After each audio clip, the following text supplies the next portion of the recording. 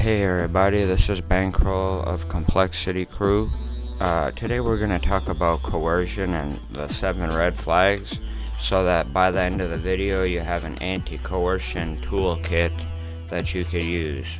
It's like this. Basically, when people have less power than they let on, they're going to try to make you question yourself. After all, if they, have no power really, but they want to influence you, then they've got to do some bending to put it another way, maybe coercion, some manipulation, which is not good, but it works only if you cannot detect it. So by the end of this video, like I said, we'll have a full understanding of what it is.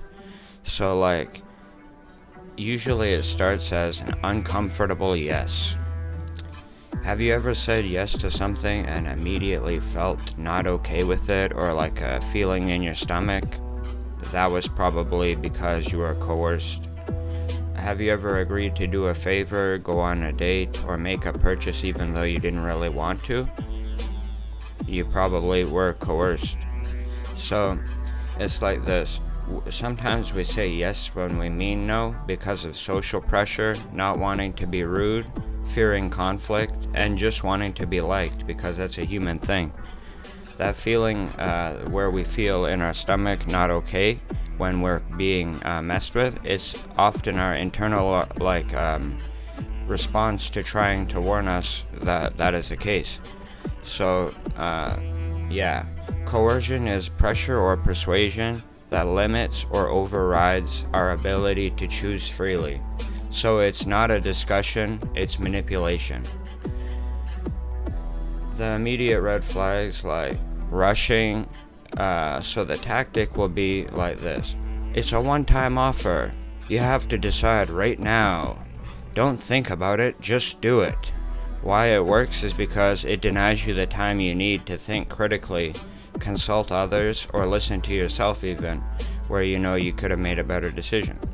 The next one is emotional manipulation. So the tactic they play on is guilt. They say, after all I've done for you, or you're the only one smart enough to help, they say sometimes. Or if you leave, I'll fall apart inside.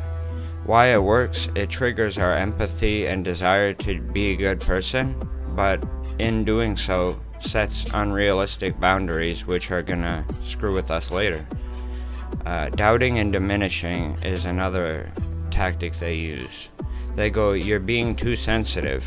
You're crazy, that's not what happened. You're overreacting. Why that works is because it makes you question your own perception, your own memory, your own feelings. So they want you to rely on their version of reality, and that's why it doesn't really work all the time. That's also called gaslighting though. The next tactic is false scarcity and false consensus. So the tactic there is like, everyone else is doing it, this is your one chance to do it, they say. And so why it works is because it preys on our fear of missing out and our needing to belong, but some of us don't really worry about that as much because it's more difficult to coerce us, The next tactic they use is isolation. So tactic is like, your friends don't really care about you, but we do. Don't listen to them. They don't even understand us. Why it works is because it cuts you off from outside perspectives, makes you see only one perspective, and sort of gaslights you into falling for it. That brings us to the last, gradual escalation. So when you're making, compromises to yourself or of yourself, like the slippery slope is small incremental steps. A small request today, a bigger one tomorrow. Changing small details of a story to confuse you and stuff like that.